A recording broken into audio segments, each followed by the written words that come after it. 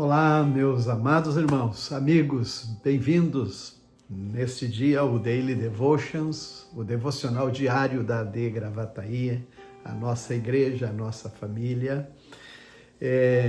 E hoje também iniciando o livro de Crônicas, Primeira Crônicas, e eu quero dar ênfase a o que o Provérbios 18 e 15 ele nos fala com respeito a tudo que a gente vive, no dia a dia e na leitura da palavra. Quem tem discernimento está sempre pronto a aprender. Seus ouvidos estão abertos para o conhecimento.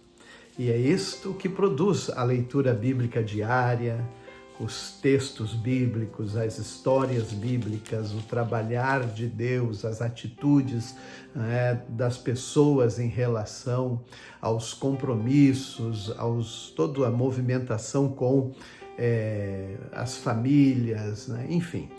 Primeira Crônicas e Segunda Crônicas, na verdade, eles são livros históricos na Bíblia Sagrada.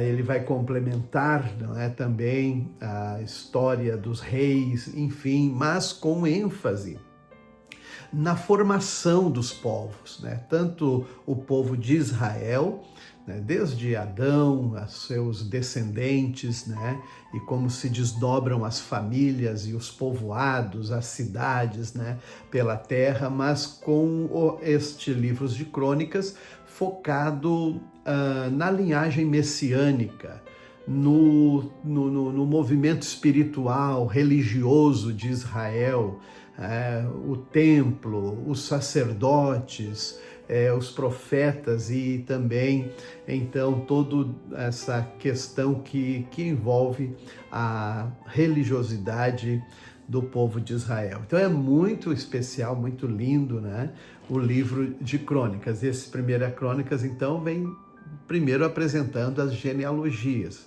Desde Adão, como falei, depois nós vamos ter os descendentes de Abraão, Ismael, os que seguem pela linhagem de Ismael, Isaac, depois os filhos, Israel e Esaú, ou Jacó e Esaú, que também formam os povos, no caso de Jacó, Israel, formando os 12 tribos, são aqui os 12 patriarcas, mas também Esaú tem uma linhagem que se desenvolve pela região, o povo de Edom, Moabe e assim por diante. E alguns destaques que a gente vai perceber. Agora, é interessante observar, dentre os filhos aqui de Judá, é chocante, essa narrativa, que ele teve 3 filhos com Batsuá, mas então ele teve um dos filhos que o Senhor viu, que chamava-se era o filho mais velho de Judá. Ele era perverso e por isso o Senhor o matou.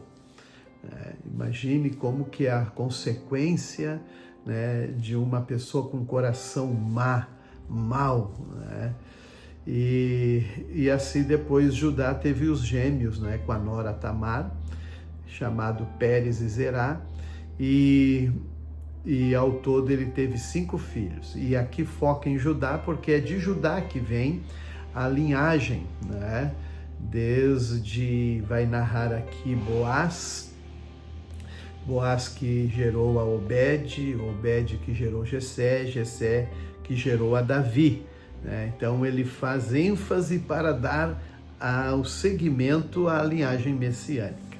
Então nós vamos aprender muito, porque o livro vai narrar até o retorno do povo de Judá da Babilônia, sob a liderança do rei persa chamado Ciro.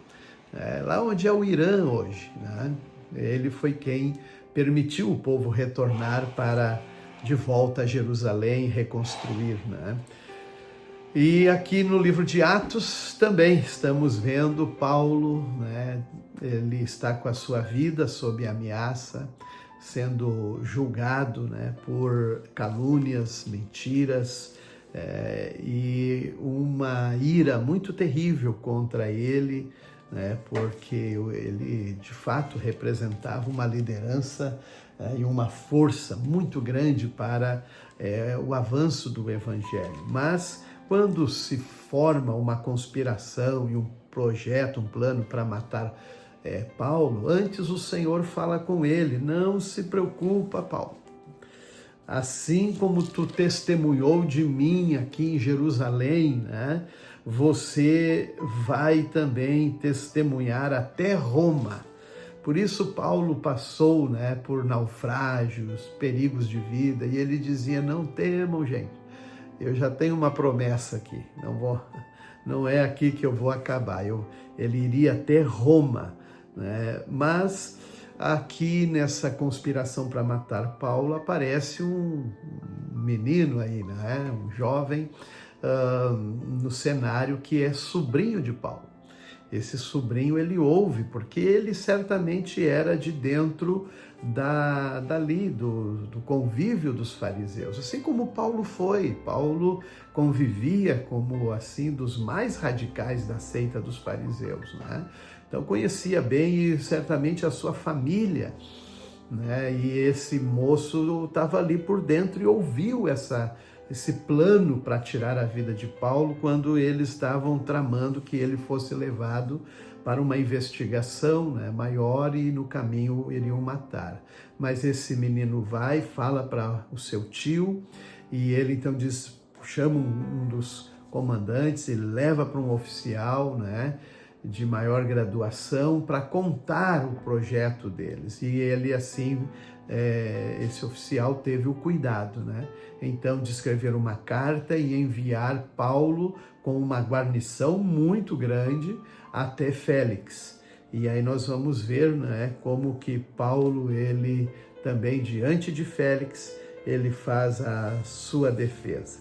O Salmo 3, né, de 1 a 8, ele é também muito especial, é um momento difícil da vida de Davi, né, que fugia do seu filho Absalão, que tinha usurpado o poder, o trono, né, mas o Davi estava confiando no Senhor, né? E ele diz: deitei-me e dormi, acordei em segurança, pois o Senhor me guardava.